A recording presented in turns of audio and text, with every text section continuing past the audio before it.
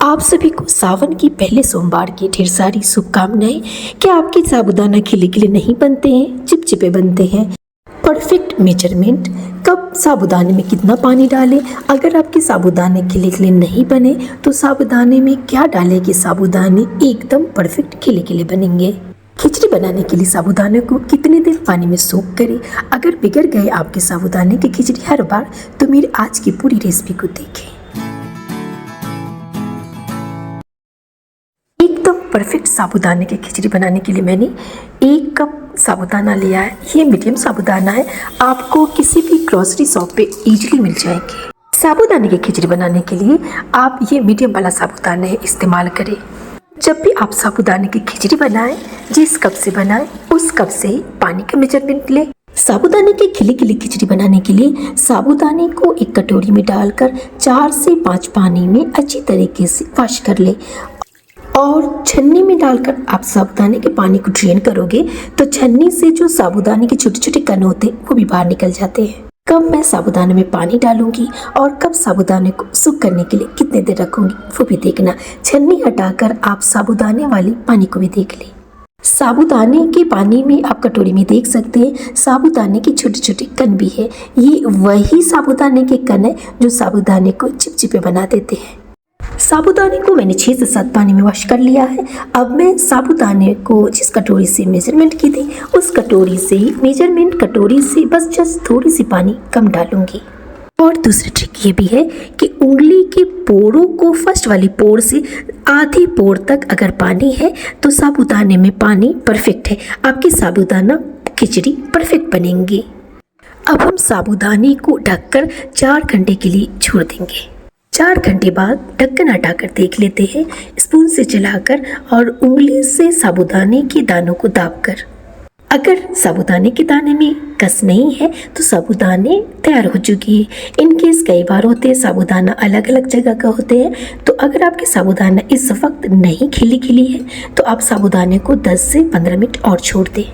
4 घंटे बाद मेरी साबूदाना एकदम मोती की तरह खिल गए हैं। अब मैं उंगली के पोरों से दबाकर आपको दिखा देती हूँ कि मेरी साबूदाना खिचड़ी बनने के लिए तैयार है। साबूदाने की खिचड़ी के ऊपर डालने वाले आलू चिप्स के पापड़ मैंने अपने घर में ही बनाया है। कद्दूकस करके आलू के पापड़ को मैंने रख दिया एकदम कुल ठंडा ठंडा पानी में। 4-5 करी लीव्स, धनिया के पत्ते और 1 हरी मिर्च। हरी मिर्च कम या ज़्यादा आप कर सकते हैं। सबसे पहले 1 कटोरी मूंगफली को ड्राई रोस्ट कर लेंगे। जब भी आप मूंगफली को ड्राई रोस्ट करें उस वक्त गैस की फ्लेम लो टू मीडियम ही रखें और लगातार स्टर करते जाए। इससे मूंगफली जलेगी नहीं और अंदर तक बन जाएगी एकदम क्रंची करारी। यहाँ तक पहुँच गए हो तो क्या आपने अभी तक मेरे चैनल को सब्सक्राइब किया कि नहीं? अगर नहीं किया तो जल्दी से कर दें। अब मैं फ्राई पैन डालकर ऑयल डालकर सबसे पहले ऑयल में नमक डाल लेंगे और नमक को अच्छी तरीके से फैला देंगे। जैसे ऑयल अच्छी तरीके से गर्म हो जाए रखे हुए आलू वाले कतरन को डाल लेंगे और हाई फ्लेम पे ही इसे कुक कर लेंगे। आलू के कतरन पापड़ को लगातार स्टर करते जाएंगे ताकि ये जले नहीं और एक अच्छा रिजल्ट मुझे मिले। तो आप देख सकते हैं आलू के पापड़ एकदम परफेक्ट गोल्डन फ्राई हो चुके हैं। अब हम सारे पापड़ को ऑयल से बाहर निकाल लेंगे। आप भी कोशिश करें कि सावन के इस पावन पर्व में हर रेसिपी घर पे ही बनाए उपवास के लिए। तो ये देखिए खिले खिले मोतियों जैसे साबूदाना आप देख सकते हैं। मेरे साबूदाना एकदम मोती की तरह खिले खिले हैं। इस स्टेज पे अगर आपके साबूदाना अच्छे नहीं फूले हैं, अच्छे मोती जैसे नहीं खिले, आपके साबूदाना की खिचड़ी चिपक जाते हैं, तो ये एक खास ट्रिक और टिप है, इसे आप जरूर फॉलो करें। मूंगफली के दानों को मैंने ग्राइंडर में ही ड्राई ग्राइंड कर लिया था। तो जब भी आपके साबूदाने चिपके चिपके बने तो आप भी साबूदाने में इस ट्रिक को फॉलो जरूर करना। अब हम गैस पे फ्राई पैन डालकर 2 टीस्पून घी डाल लेते हैं। सावन स्पेशल साबूदाने की खिचड़ी को और ज़्यादा हेल्दी बनाने के लिए 10 से 15 काजू और बादाम को ड्राई रोस्ट कर लेते हैं। यूट्यूब का सबसे हेल्दी और सबसे एनर्जेटिक साबूदाने की खिचड़ी आप कहाँ से देख रहे हैं? आप मुझे कमेंट सेक्शन में ज़रूर बताना और मेरी रेसिपी को ज़रूर बनाना। अब मैं घी में 1 टीस्पून ज़ीरा डालकर ज़ीरा को क्रैकल हो जाने दूँगी। आज के साबूदाने की खिचड़ी सावन स्पेशल है तो मैंने घी डाला है, आप चाहे ऑयल में भी बना सकते। 8 से 10 करी लीव्स को डालकर आधे इंच कद्दूकस किया हुआ अदरक, बारीक कटे हुए एक हरी मिर्च कम या ज्यादा कर लेना जितना तीखा आप पसंद करते हैं। खिचड़ी में काजू और बादाम डालने से ये काफी एनर्जेटिक हो गई है। अब मैं पहले से बॉईल किया हुआ एक आलू जिसे मैंने रफली कट करके बॉईल कर लिया था डालकर हाई फ्लेम पे ही कुक कर लेंगे क्योंकि आलू पहले से ही कुक है। हाफ टी स्पून काली मिर्च कुटी हुई डालकर आलू को थोड़ी थोड़ी मैश कर लेंगे। 1 टीस्पून सेंधा नमक, अगर आप व्रत के लिए बना रहे हैं तो सेंधा ही नमक डालें, अदरवाइज आप टाटा के नमक भी डाल सकते हैं बगैर व्रत के लिए। अब हम 1 मुट्ठी किशमिश डाल देते हैं। मिठास के लिए मैंने किशमिश डाला है। किशमिश में कैल्शियम भरपूर मात्रा में होते हैं। अब हम सागू को डाल देते हैं।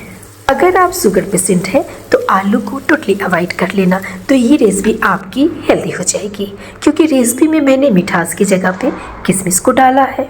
साबूदाने को अच्छी तरीके से चलाकर लो फ्लेम पे ही 7 से 8 मिनट के लिए कुक कर लेंगे।